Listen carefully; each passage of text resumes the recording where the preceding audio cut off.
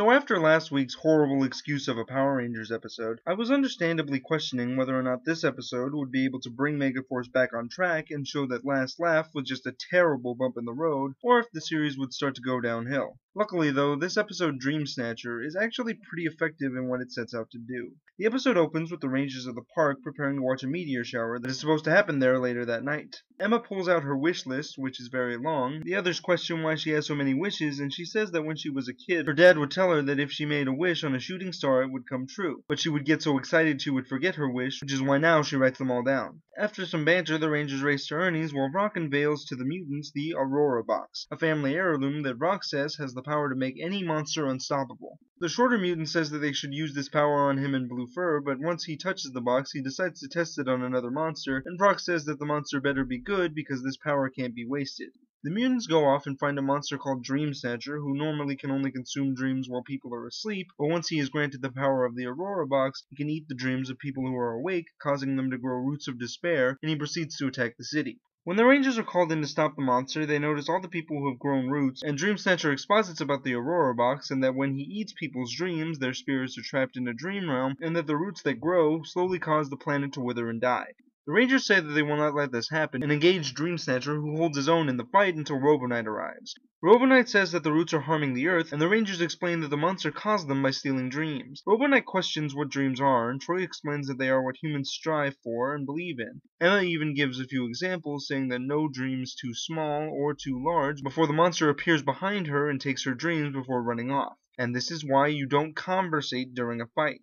The others all rush to Emma, who has grown roots on the ground, and Robo Knight says that he must cut the roots since they are harming the environment, but Noah says that if he does, he could harm the people, so Robo Knight reluctantly calls his blade. Emma awakens in a dream world with other victims who are depressed and almost considers giving up, but when she sees a little girl, she decides to make the people believe in their dreams again by saying what some of her dreams are, causing her roots to disappear. Troy tells Robo Knight to guard Emma while he and the others take on Dream Snatcher, and Robo Knight agrees to do so, but says that if they fail, he will have to act. Once the others leave, Robo Knight comments how Emma was able to make her roots disappear, and says that these dreams must be more powerful than he thought.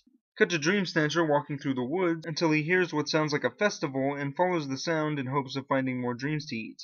However, the sound actually comes from the Rangers, who successfully lure out Dream Snatcher and morph into Ultra Mode to fight the monster. Back in the dream world, Emma begins rallying people to start shouting their dreams, and it causes Dream Snatcher to stop fighting until he eventually spits out all the dreams he stole, freeing the people trapped in the dream world.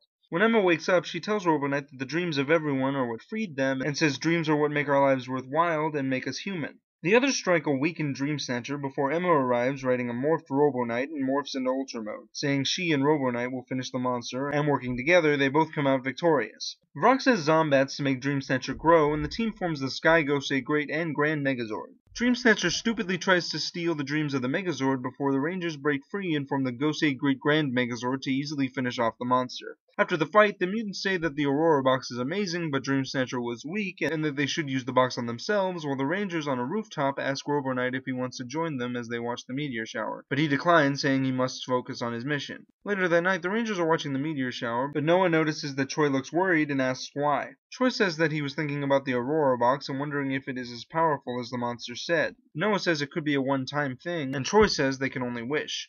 While watching the meteor shower, Emma makes a wish on Robo Knight's behalf about peace on Earth, and the episode ends with Robo Knight watching the meteor shower in secret.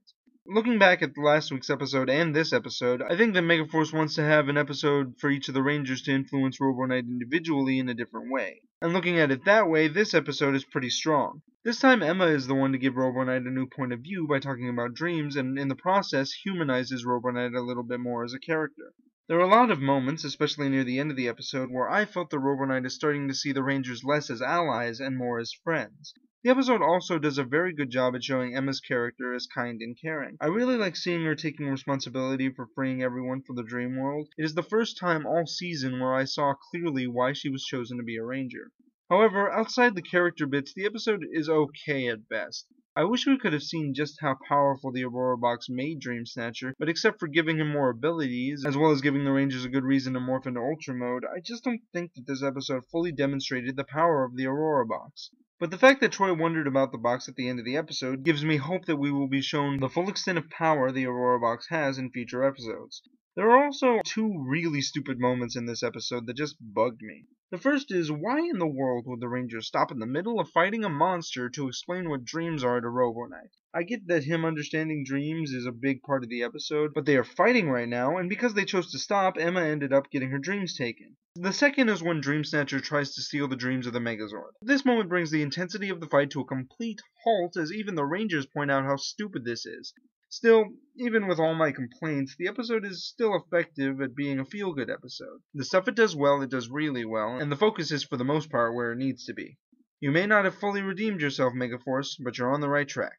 I'm Nick, aka IronBat1993, and may the power protect you.